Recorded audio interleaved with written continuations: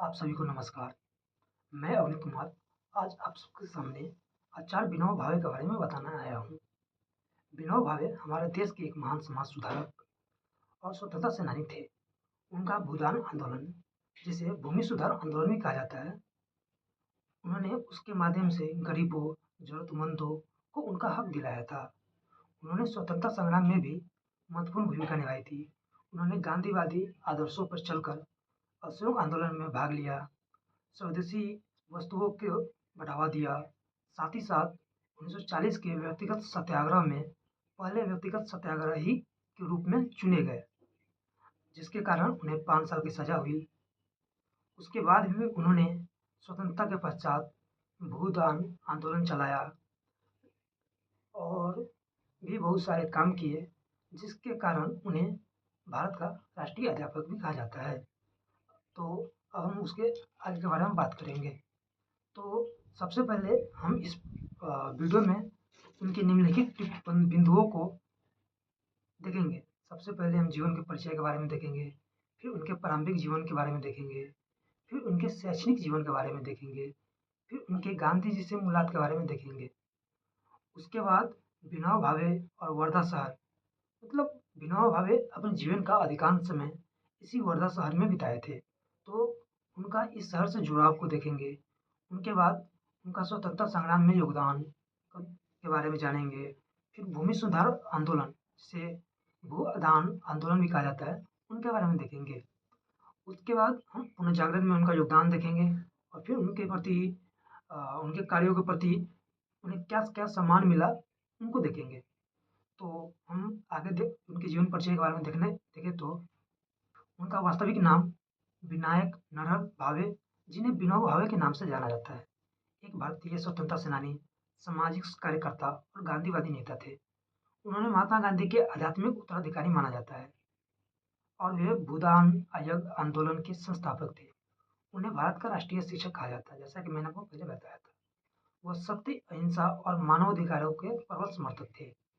उन्होंने अपना जीवन गरीबों, दलितों और जरूरतमंदों की सेवा में लगा दिया और उनके अधिकारों के लिए सबसे पहले खड़े हुए थे।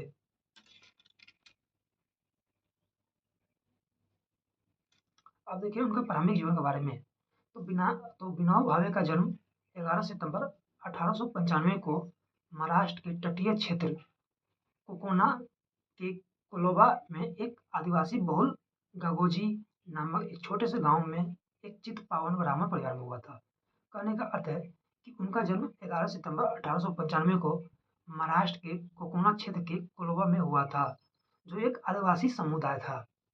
वो एक ब्राह्मण परिवार में जन्मे थे। उनके पिता का नाम नरहरि भाऊ शंभूराव और माता का नाम रुक्मणी देवी था। उनके पिता एक आधुनिक बुद्धिवादी दृष्टिकोण वाले प्रशिक्षित बुनकर थे और वो बड़ौदा में काम करते थे। विनायक का पालन पोषण उनके दादाजी शंभूराव भावे ने किया था। वे अपनी माँ रुक्मणी देवी, जो कर्नाटक की एक धार्मिक महिला थी, से काफी प्रभावित थे।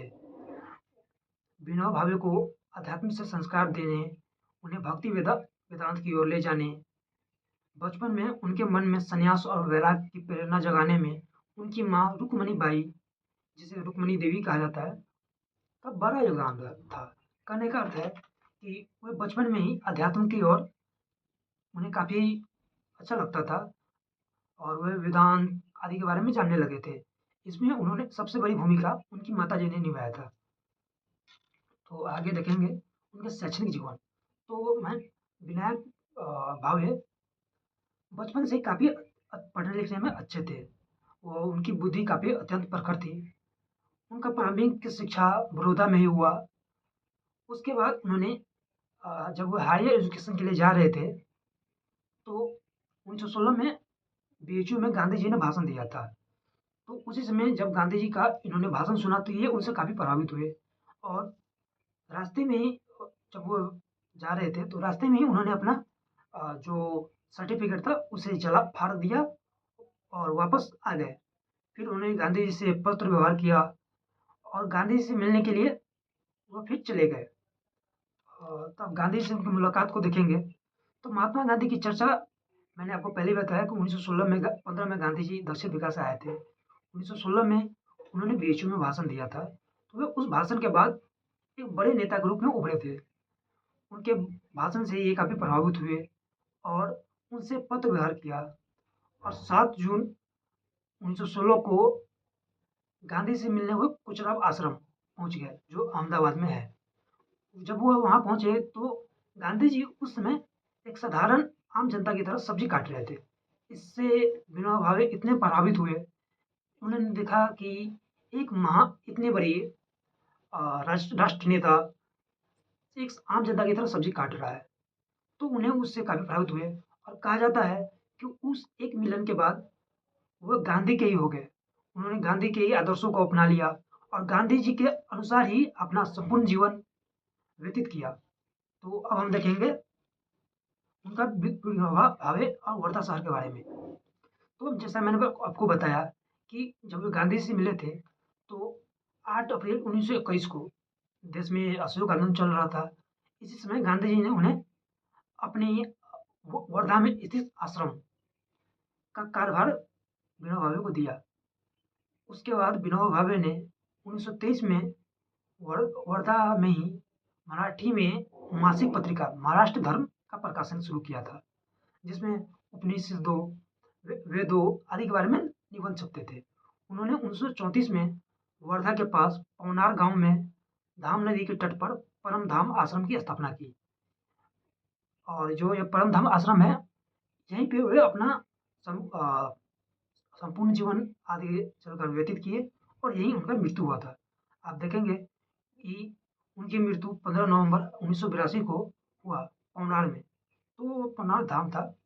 आगे हम उनके बारे में देखेंगे स्वतंत्रता संग्राम में उनका योगदान। तो विनोबा भावे ने स्वतंत्रता संग्राम में गांधी जी के अनुयायी के रूप में अहिंसा, स्वदेशी के सिद्धांतों का पालन किया, ब्रिटिश शासन का विरोध किया। उन्होंने असहयोग आंदोलन में सक्रिय रूप से भाग लिया। आयातित विदेशी वस्तुओं के स्थान पर स्वदेशी वस्तुओं का उपयोग पे बल दिया। 1940 के महात्मा गांधी द्वारा शुरू किए गए व्यक्तिगत सत्याग्रह में सत्याग्रही के रूप में चुने गए। ब्रिटिश सरकार ने उन्हें विरोध करने के कारण गिरफ्तार कर लिया और 5 साल की सजा सुनाई। आगे देखेंगे उनके बारे में भूदान आंदोलन के बारे में। तो विनोबा भावे का भूदान आंदोलन एक स्वैच्छिक भूमि सुधार आंदोलन था, जिसकी शुरुआत आचार्य विनोबा भावे ने 1951 में तेलंगाना के पोलमपल्ली गांव से की थी। इसका उद्देश्य धनी भूमि स्वामियों से अहिंसात्मक तरीके से भूमि दान कराकर गांव गरीबों और भूमिहीन किसानों को बांटना था। इस आंदोलन को अक्सर रक्तहीन क्रांति के नाम से जाना जाता है, क्योंकि इसका लक्ष्य शांतिपूर्ण और स्वैच्छिक तरीकों से सार्वजनिक सामाजिक परिवर्तन लाना था। बाद में इस आंदोलन का विस्तार ग्राम दान के रूप में हुआ, जिसमें पूरे गांव की भूमि पर पूरे गांव के लोगों का सामूहिक स्वामित्व स्थापित किया गया था। मार्च 1956 तक 40 लाख एकड़ से अधिक भूमि दान प्राप्त हुई तथा 1960 तक 45,000 से अधिक भूमि ग्रामदान हो चुके थे। आगे हम देखें तो भारतीय पुनर्जागरण में विनोबा भावे का योगदान। तो जैसा मैंने आपको बताया कि विनोबा भावे को भारतीय पुनर्जागरण में योगदान अहिंसा के माध्यम से सामाजिक और आर्थिक परिवर्तन लाना था, जिसमें भूदान आंदोलन एक प्रमुख उदाहरण है। उन्होंने सर्वोदय सभी के लिए प्रगति के विचार को आगे बढ़ाया और गांधी के आदर्शों को अपनाते हुए भारत की स्वतंत्रता संग्राम में सक्रिय भूमिका निभाई। इसके अतिरिक्त उन्होंने सामाजिक असमानताओं को दूर करने, स्वदेशी वस्तुओं को बढ़ावा देने और ग्रामीण विकास पर विशेष कर जोर दिया।